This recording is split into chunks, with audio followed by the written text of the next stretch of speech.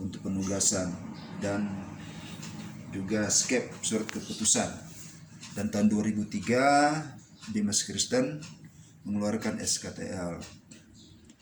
Nah, karena melihat situasi pelayanan yang ada di sana, tahun 2002 itu saya minta ke developer untuk memberikan fasilitas rumah ibadah untuk orang Kristen, dan itu pun hasil usulan dari warga-warga Islam untuk minta fasilitas itu.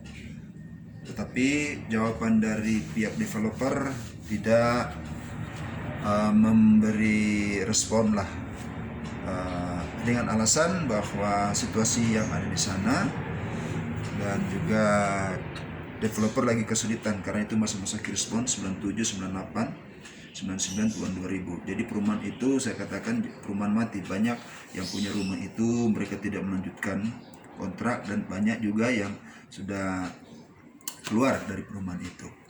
Nah, tahun 2000 tahun 2003 itu ada musyawarah karena beberapa warga yang tidak menerima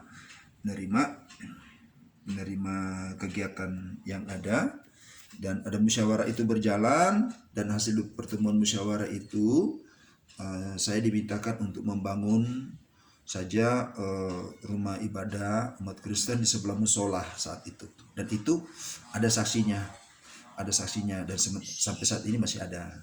Tapi karena kondisi keuangan kita belum bisa untuk membangun, jadi untuk sementara kami mengadakan kegiatan di tempat kami. Nah, tapi berkembang ternyata fasilitas sosial itu dulunya musola dikembangkan jadi masjid. Jadi lahan itu dipakai full untuk umat muslim. Jadi saya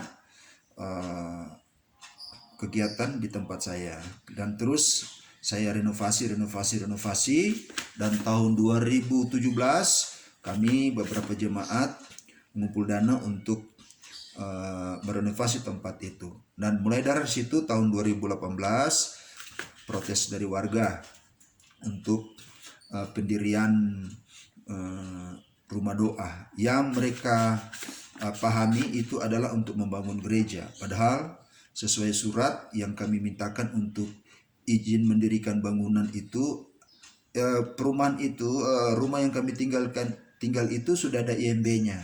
Cuman karena untuk penambahan atau merenovasi harus ada IMB perubahan. Jadi kami ngurus ke tata kota dan tata kota sudah menerima, dan kami sedang melewati proses-proses untuk IMB itu. Tetapi dalam perjalanan warga itu menolak dengan alasan bahwa kami membangun gereja, padahal sudah jelas kami bangun rumah ibadah, rumah pribadi, dan di dalamnya memang ada penambahan fungsi. Jadi bukan merubah fungsi. Kalau SKB itu berbunyi rumah tinggal tidak boleh mengalihkan fungsi.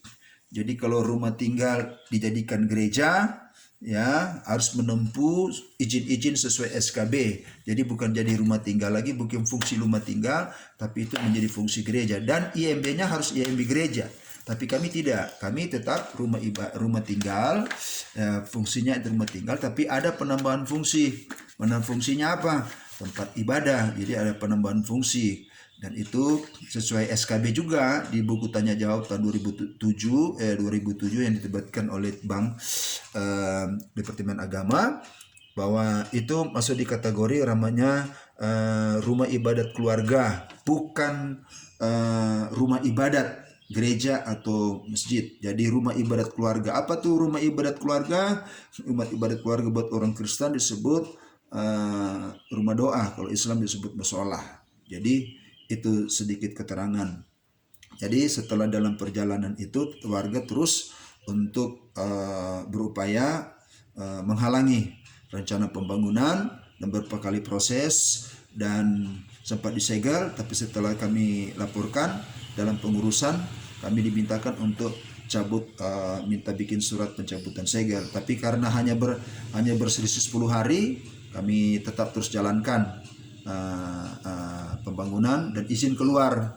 Dan mulai saat itu berapa kali kami dipanggil, dan tata kota pahami mengerti bahwa itu tujuannya untuk pembangunan rumah tinggal. Ya.